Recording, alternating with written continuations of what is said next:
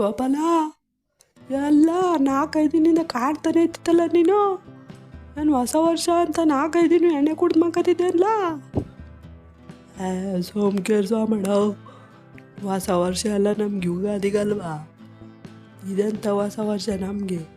ಇದೇನಿದ್ರು ಪ್ಯಾಟೆ ಮಂದಿ ಮಾಡ್ಕೊಳ್ಳೋದು ಆಟೆಯ. ಲೋ, ಹಂಗೆ ಯಾಕೆ ಅನ್ಕೊಂಡಿದ್ದಿಲ್ಲ? ನಮ್ಮ ಒಳ್ಳವೇನು ಕಮ್ಮಿ ಅನ್ಕೊಂಡಿದ್ಯಾ? ಹೊಸ ವರ್ಷ ನೆಪ ಹೇಳ್ಕೊಂಡು ಎಣ್ಣೆ ಕುಡಿತಾವೆ, ಕೇಕ್ ಕಟ್ ಮಾಡ್ಕೋಕಲ್ಲ. ಆ ಬೇಕ್ರಿಯನ್ಗೂ ಎಣ್ಣೆ ಅಂಗಡಿಯವನಿಗೂ ಲಾಭ ಮಾಡ್ತಾವೆ ಆಟೆಯ. ಹ್ಞೂ ಕನ್ನಡ ಅಣ್ಣ, ನ್ಯೂಸ್ ನೋಡ್ದ? ಬರೀ ಬೆಂಗಳೂರಲ್ಲಿ ಹೆಣ್ಣೆಕ್ಳೆಲ್ಲ ಕೂಡ್ದು ಎಣ್ಣೆ ಅಂಗಡಿಲಿ ಜೋಲಾಡ್ತಾವೆ ಕೂತುದು ಕಣ ರೋಡಲ್ಲಿ.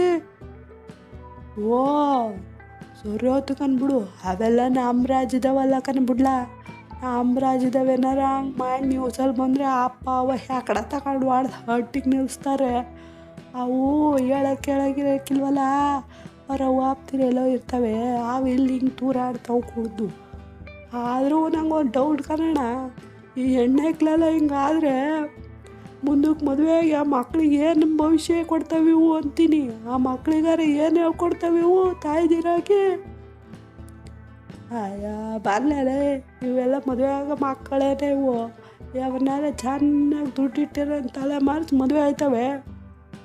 ಆಮೇಲೆ ನನ್ನ ಮಗಂತ ಬಾಳಕ್ಕೆ ಹಾಕಿಲ್ಲ ಅಂದ್ಬಿಟ್ಟು ಡೈವರ್ಸ್ ತಗೊಂಡು ಅವ್ನು ತೊಗೊಂಡು ದುಡ್ಡು ಕಿತ್ಕೊತವೆ. ಕಿತ್ಕೊಬಿಟ್ಟು ಆಮೇಲೆ ಹಿಂಗೆ ಎಣ್ಣೆ ಕುಡ್ಕೊಂಡು ಜೀವನ ತಳ್ತಾವೆ ಆಟೆ ಅವು. ಅವೆಲ್ಲ ಮಕ್ಳಿಗೆ ಭವಿಷ್ಯ ಕೊಡ್ತವೆ ನಾವು, ಮಕ್ಕಳೇ ನಾವು.